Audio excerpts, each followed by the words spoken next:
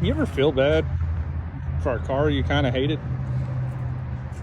After we robbed the swap and everything, she just kind of sits there. I don't know, maybe we'll do something with it in the future. We talked about it. I mean, it's got a J-swap harness in it. It's got most of the J-swap mounts in it still. We still got the drag front end, the drag wing. We might put like a, I don't know, a cheap ass nitrous J35 in there just to have a secondary car. Hell, maybe one day, I don't know, this is kind of talking ahead of our time, maybe a giveaway car for the channel once we get going. Who knows? Anyway, back to today. So we kind of screwed up some videos last week because Kameron sucks. No, actually, I messed up the videos last week. So we didn't do an update video, a true update video last week at all, because we were kind of a hard spot with this battery issue, as you saw in that little short video I posted a few days ago. So I'm gonna give y'all a quick rundown of where we're at.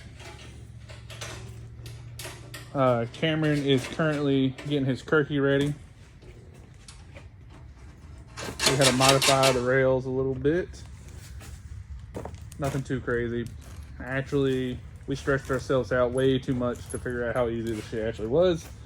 This is the first time we were mounted a Kirkey and began to run it. The power board is actually in there routed. There is some loose wires now that wasn't in there last week, but those are there to run our power tune dash. Today sometime we'll get done routing that, tucked away. We're also going to mount our AM up where it'd be out of the way as well, and I think we got fuel pump and fan wiring that's left on it. Kameron will have the pilot side completely done at some point today. Actually, we got the safety bar and everything for that Kirkey. Today we're also doing our Lexan recorders. We would be doing Lexan all around, but we are but poor folk, and we can only afford the quarters right this second. And before I hear anything talking about some, you got a ring car, you can't be for it. That's a damn $150 motor, so shut up. So let's see what we can get done today. We're hopefully this car be pretty much done this weekend. Waiting windshield will get done this week, and then our tuner. So also, I forgot to say, the intercooler piping was 100% not even close to working in an EG chassis.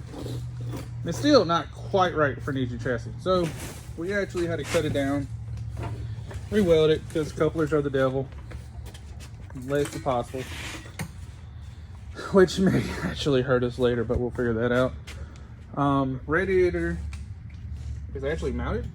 We found the hose we need. Our fill port's actually in a good place to actually bleed the system for once, because before it was kind of sideways and horrible. It's still loose mounted now. It'll be fully mounted today before we leave. So that we gotta also, we're trying to find good fittings to match all of the high pipe kits, because before this would be one size hose, that'd be another size hose, our Mac would be one size hose, our feed reference would be a completely different size hose, and we ended up with like 3 or 4 different size hoses where we're reducing, enlarging, reducing. We're trying to get it a little bit more uniformed this time around.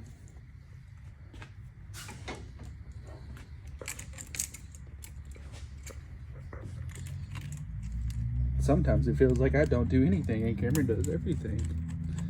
Look at him work. We are trying. Huh? We are trying new things. We are trying new things. And like the battery has bit us in the ass a little bit. However, we did take that battery yesterday and crunk a completely stock DC5 Type S. Like it just fired right up like it was nothing. But for some reason, between the giant fuel pump in the J series, it does not like this car. So we're not tossing the battery yet. We're actually going to leave it with us for a while. We might actually swap it out. We know the guys we bought it from, they told us to swap it out to have a new one on the shelf. And whenever we get the K car back together, we're going to see if it will run the EF. If not, I don't know what we'll do with it. We'll put it in the GSR car. I don't know. We'll put it somewhere. But I know it will run RSX. So it's not completely useless, just useless for this swap.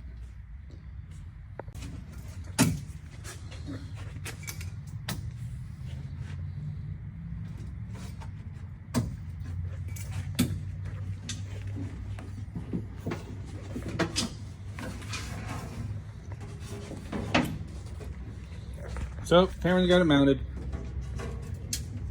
And she's in there, and that's without the actual cover bar or rear brace.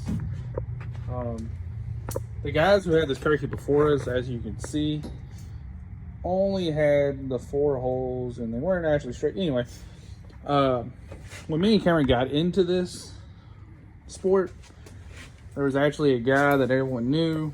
He raced the IFO series with everybody. Super nice guy. He died while we were at another IFO. While we were at another IFO, he had an accident, and unfortunately he passed away. And the reason being, what it ultimately came out of is he ran a Kirkey, just like this, but he only had 4 bolts going into a floorboard. I don't even know if he had a rail or not. And he had no brace whatsoever. So, and he had a cage and everything. So it was a pretty fast little car. But when he hit so hard, the holes ripped out of the bottom, the seat flopped forward, flopped back, killed him. So you gotta remember, guys, if you're gonna do stuff like this, don't half-ass it, because it will kill you. All these people you see riding around with these with like a shoulder strap, no proper harness, 4 holes in the floor. I mean, they're just asking for it.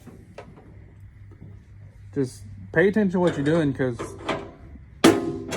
you know, you may not think you have anyone that gives a damn about you, but we do. We care about you, so we're going to tell you the right way to do this stuff. We don't want you to get hurt, because at the end of the day, we're all sharing the same passion, whether you like Hondas or not. And one day we want to catch a lane with you. So be careful with this. Don't half-ass anything you do when it comes to safety.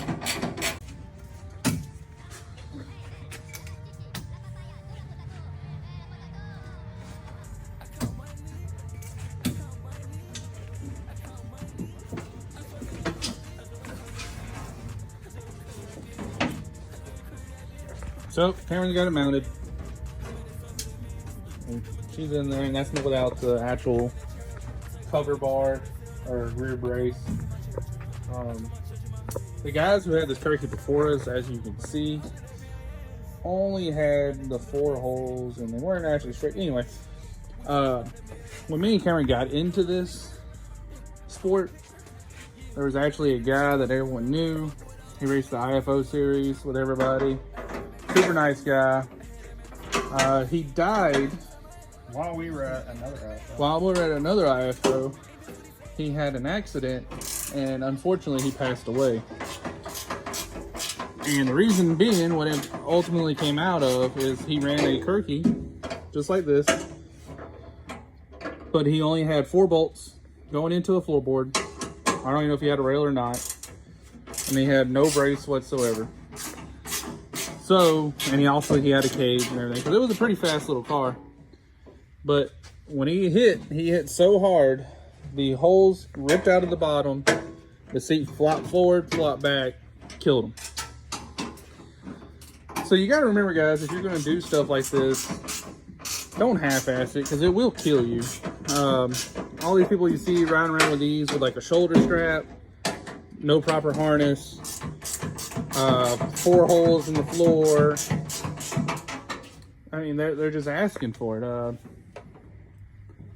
Just pay attention to what you're doing, because You know, you may not think you have anyone that gives a damn about you, but We do. we do. We care about you, so we're going to tell you the right way to do this stuff. We don't want you to get hurt, because at the end of the day, we're all sharing the same passion, whether you like Hondas or not. And one day we want to catch a lane with you. So be careful with this. Don't half-ass anything you do when it comes to safety. All right, so we had to wrap the switch panel in gold because Trinidad James. yes, and you know, I like gold and whatnot, and smelting accident, insert everything else. Kameron figured out how to get the seat in. He's over there pretending to be a race car driver. Power tune dash is in. All that's in. We did cut the dash up in a million pieces to do this, but it's in there. What else we got in here? I don't think there is anything else. Oh, we're about to put her back on the rack, and we got to do the fuel pump wiring cleanly because I got it kind of just hanging out off the side. And then we got to run one wire for fan and a couple of wires for our wideband. And after that, oh, and we got to crimp the new battery cables. After that, the wiring is officially done in the car. That's not lights. And those not needed race car. That's later. That's later. Who needs race car lights? You got a fancy screen. Which I also got to run the power for that too, now that I mention it. But more of what we were trying to tell you, what you can save money on, what you can't save money on. This handbrake here for our staging. How much was this thing, Cameron? This one was the $90 version, I think. $90, and when you, as opposed to some people with like finish line kits, stuff like that, that's $400 or $500 kits. $90. Now we did use finish lines plumbing stuff because it just looked good. That was our fault. I mean, we could have done it the other way like we did the last one in the Tegra, but to hell with making brake lines. So we're going to finish up what we're doing here, and we're going to push the car back and get her back on the rack and wrap up everything underneath. Well, bringing another day down to an end. Well, kind of. We're still going to do some more, but radiator now is officially 100% mounted. Intercooler piping is almost 100%. We got to notch out a little bit more in our frame rail. Alternator is 100% done. I will do more on this as we use it, but as of last night, we let her run in idle, and she did about 14.3 to 14.4 once the solenoid was excited. So alternator is definitely not going to be an issue for us. Radiator hoses were figured out. I'll post some more on it. We'll keep up on that. All of this has been mounted again. Fuel pump is mounted in. Our wiring is routed now for it securely through the car, not coming just hanging out beside the door. I will finish wiring up the fan tonight, plus the wideband. That's really simple. Nothing really special to show y'all on that. Oh yeah, and the boost solenoid, yeah, the Mac. Yeah, again, nothing really. One wire goes into the ECU, and I got to power the bad boy, but that's about it. Speaking of, is this format of videos fine with the likes of you guys? I mean, do y'all like us just keeping y'all updated as we go, or do y'all like want to have a step-by-step, a more of a this is how to do it? Let me kind of turn this wrench real quick and show you this. Or do you want a mixture of it? Let me know down below in the comments.